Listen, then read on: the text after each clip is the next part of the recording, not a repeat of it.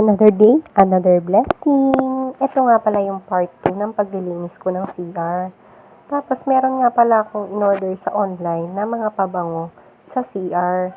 Kasi nga mas maganda naman yung papasok ka sa CR na maamoy mo na mabango.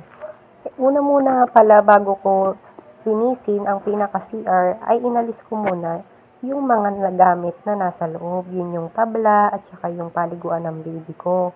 Pagkatapos ay binrush ko naman yung sahig kasi medyo naninilaw na yung mga gilid-gilid dyan. At saka may mga naipon din na mga buhok-buhok. At saka may mga buhangin na rin.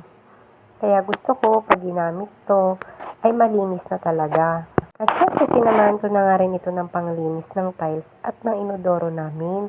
Para nga naman talaga malinis pagpasok ng gagamit. Nagustuhan ko nga pala ito kaysa dun sa brand na Mexdo, baliktarin nyo na lang.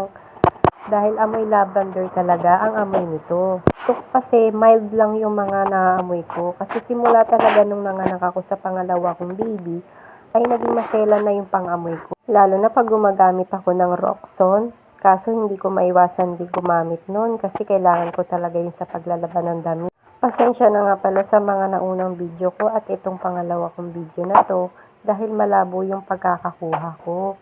Pangit kasi talaga yung gamit kong cellphone dyan. Pero syempre kailangan muna natin pagtiisan habang kung ano lang yung meron tayo. At ayan, inuna ko na nga linisan itong inodoro. Binabasa ko nga dyan kung paano siya gamitin. Yun lang ay ilalagay mo lang siya sa inodoro in 5 minutes. Tapos iiwanan mo siya. Parang ibababad mo siya para madaling matanggal yung dumi.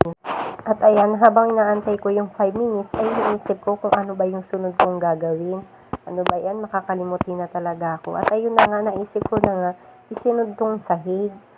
Kukuskusin ko nga pula muna ito kasi nga medyo naninilaw na yung sahig at medyo madulas na dahil sa mga sabon na ginagamit. Tapos itong inaapakan namin ay talagang babrushin ko yan kasi yan yung unang nagpapadulas sa simento.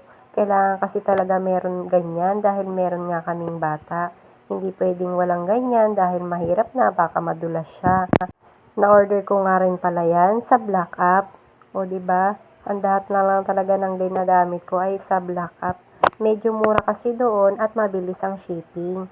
Kaya kung gusto nyo, andito rin yung link sa baba. At ayan, malapit ko na nga matapos itong pagbabrush ko.